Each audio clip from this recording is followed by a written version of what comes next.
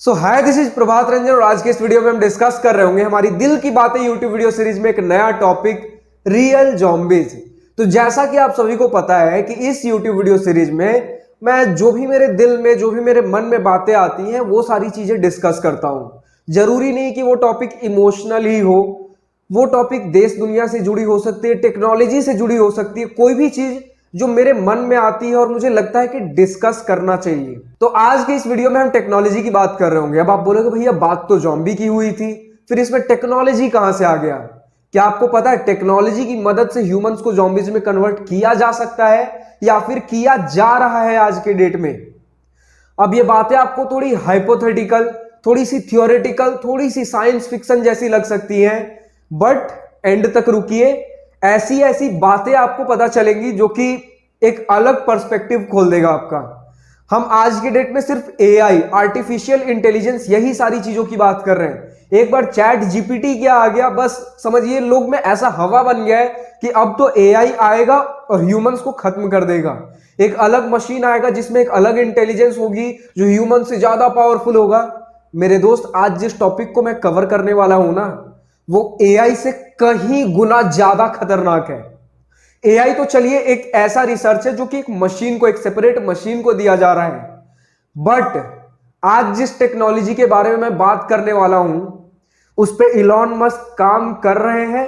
उनका first phase, second phase ready है और ये डायरेक्टली ह्यूमंस के अंदर में रिसर्च सिस्टम लगेगा। अगर आपको हिंट मिल चुका है तो जी हां, मैं न्यूरालिंक की बात कर रहा हूं।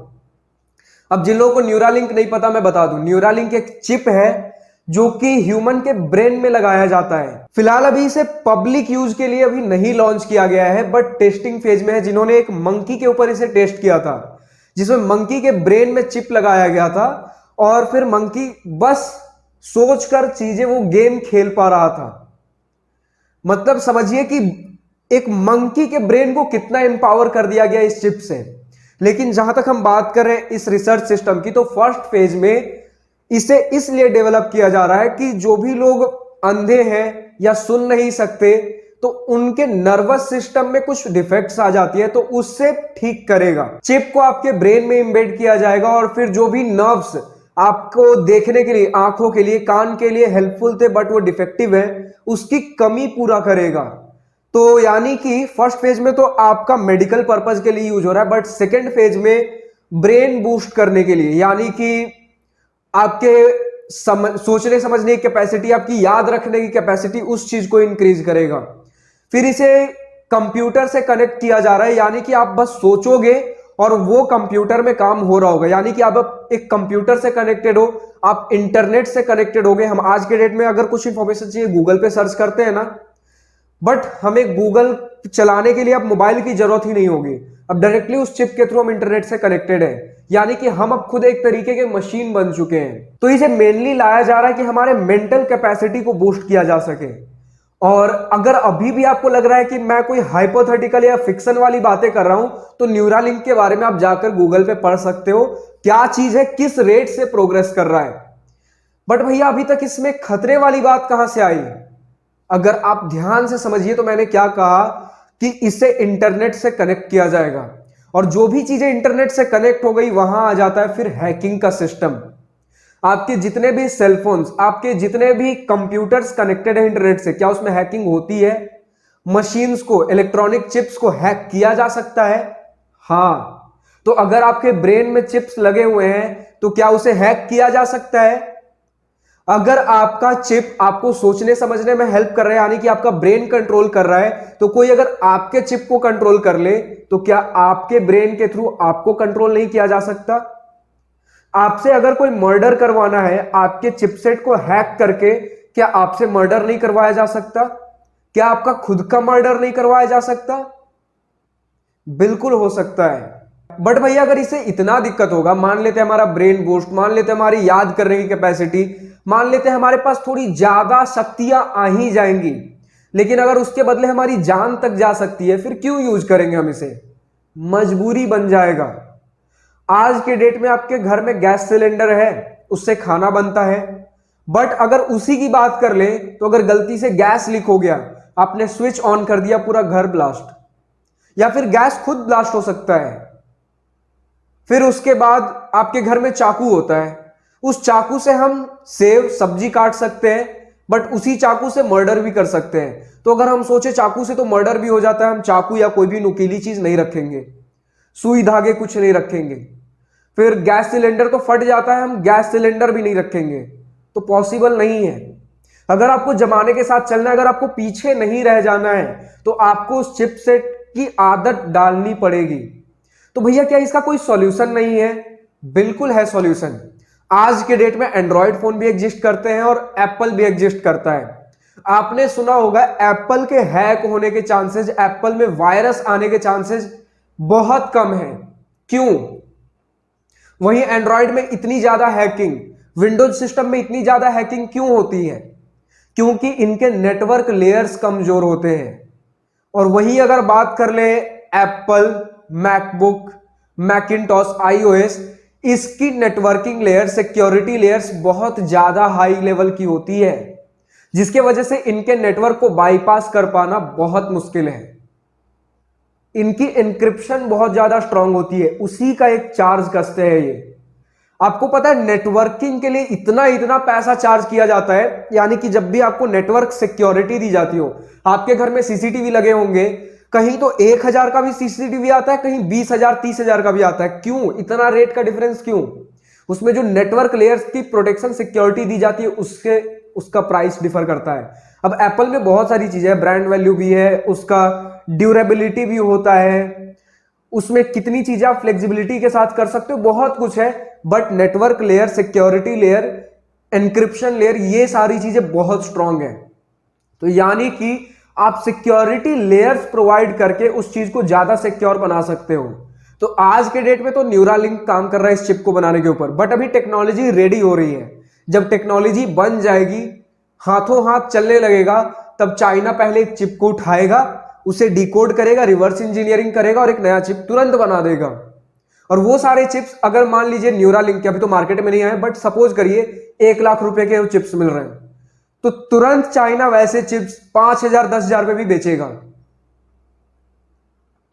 तो हमें यहां देखना है कि सिक्योरिटी कौन ज्यादा दे पा रहा है, क्योंकि सारी चीज गेम रह जाएगी सिक्योरिटी की।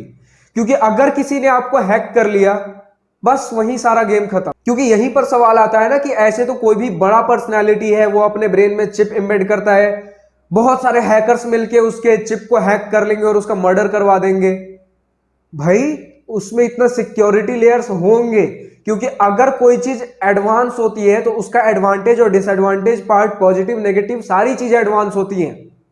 अगर हैकिंग के लेवल पर उतना स्ट्रांग चीज हो चुका है, तो एंटी हैकिंग भी होता है। एंटी हैकिंग में भी हमारे हैकर्स ही काम कर रहे होते हैं, जिसे हम व्हाइट हैट हैकर्स या फिर एथिकल हैकर्स कहते हैं, जो हैक करते हैं बट उस हैक करके ये पता लगाते हैं कहां कहां लूप होल्स हैं। हम उन्हें खुद, कंपनीज उन्हें खुद पैसे देते हैं कि मेरे सिस्टम को हैक करके बताइए कहां कहां दिक्कत है।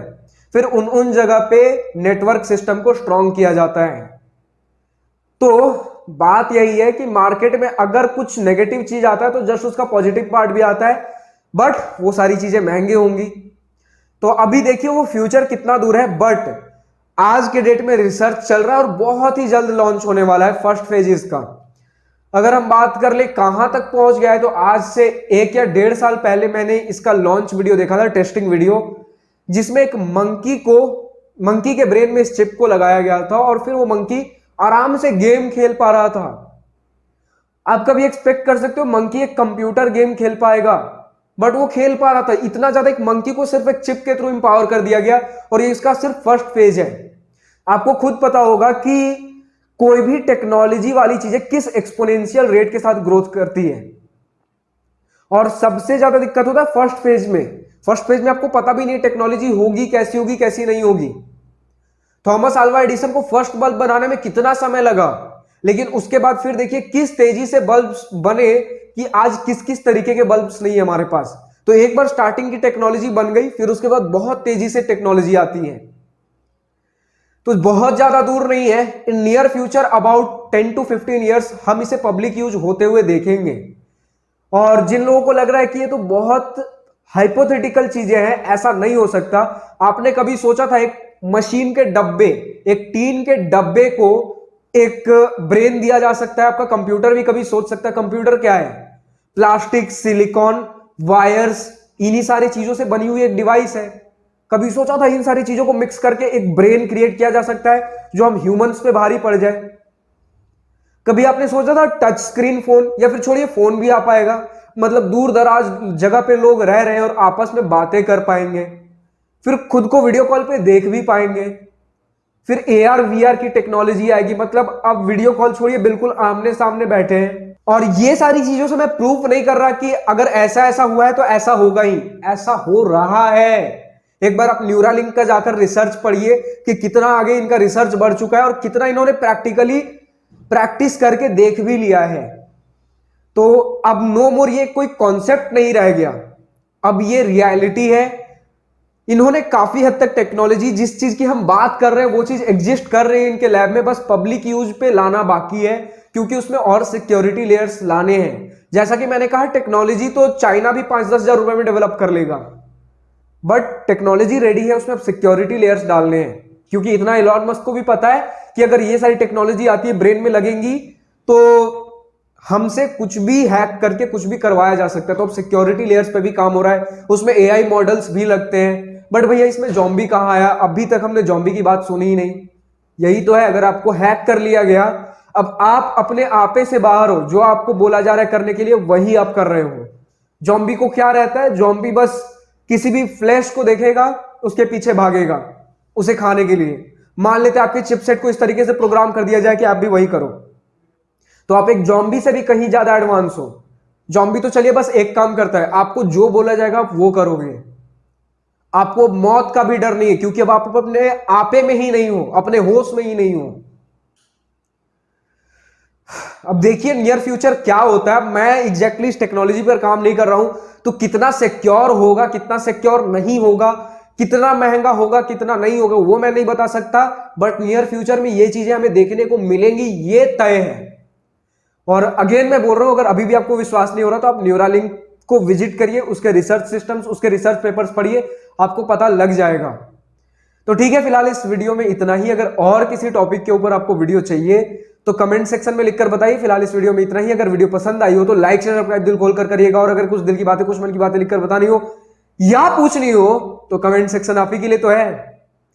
So thank you for watching this video. Good bye, have a nice day, wish you all the best for future, enjoy journey.